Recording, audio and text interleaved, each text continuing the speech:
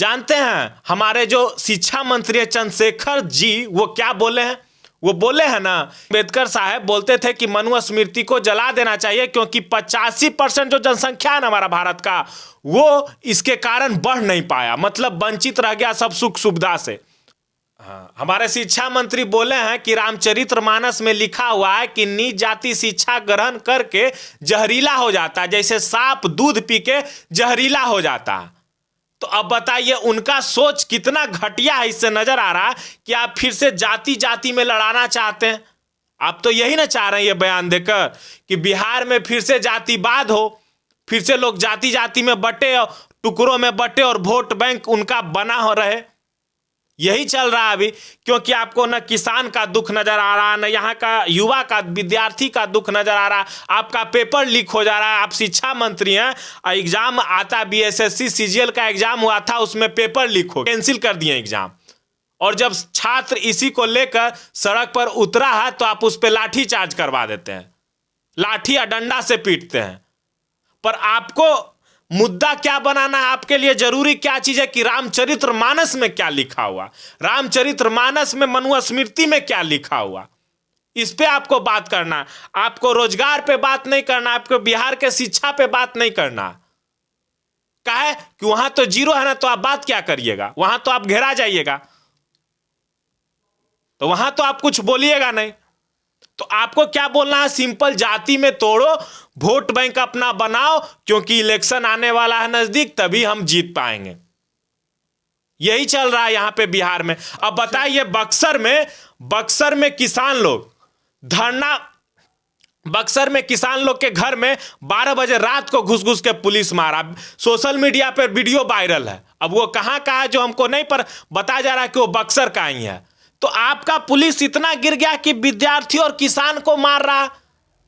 अच्छा, बहुत सारे लोग जो हैं, जदयू के भी बहुत सारे लोग हैं जो नेता हैं, वो भी बोले हैं कि कम से कम ये चीज पे माफी मांगे, मगर वो कुछ कहने के लिए तैयार नहीं। उनसे पूछा गया ना तो वो बोले हम माफी नहीं मांगेंगे। हाँ, वही वो बोले कि हम माफी नहीं मांगेंगे, हम जो बोले हैं वो गलत नहीं बोले हैं, जो लिखा हुआ है वही बोले हैं, उनका कहना यह है। तो ठीक है, आप जो भी बोले नहीं बोले माफी नहीं मांगिए, पर बिहार के उन्नति के लिए आप क्या कर रहे हैं, बिहार के उन्नति के लिए आप क्या कर रहे हैं?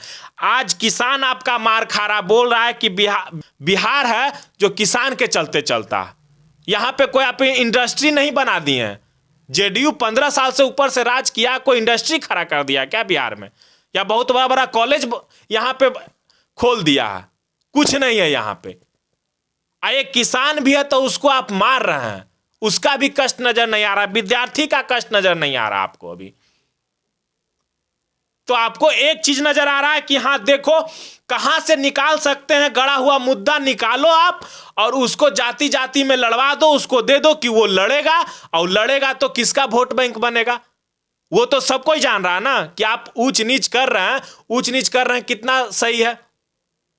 अगर आपको करना ही है तो हाँ आपको करना ही है तो रोजगार का बात करिए, शिक्षा का बात करिए कि आप शिक्षा बिहार में कैसे सुधारेंगे। तो आप बात क्या करिएगा, हाँ जाति गणना होगा, जाति को गिनेंगे सबको, तो गिन गिन के क्या जो इंडस्ट्री नया खोल रहा है उसमें भर्ती करिएगा क्या, या नया नया कॉलेजवा जो बना है उसमें भर्ती करिएगा। कह रहे तुम्हारा जात का कम पढ़ा हुआ है, कॉलेज में तुमको हम पढ़ा देंगे। जाति जनगणना इसके लिए नहीं बोलते हैं, उससे उद्धार होगा जाति जनगणना से।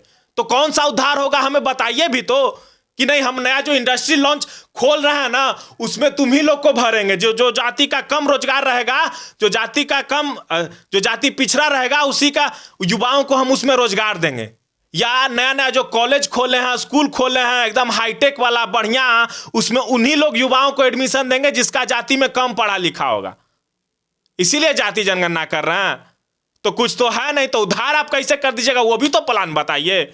नहीं तो हमको लग रहा है कि उनका दिमाग उमाग में होगा कि 2-3 गो गूगल जैसा कंपनी, एप्पल जैसा कंपनी, माइक्रोसॉफ्ट जैसा कंपनी बिहार में भी ले आएंगे।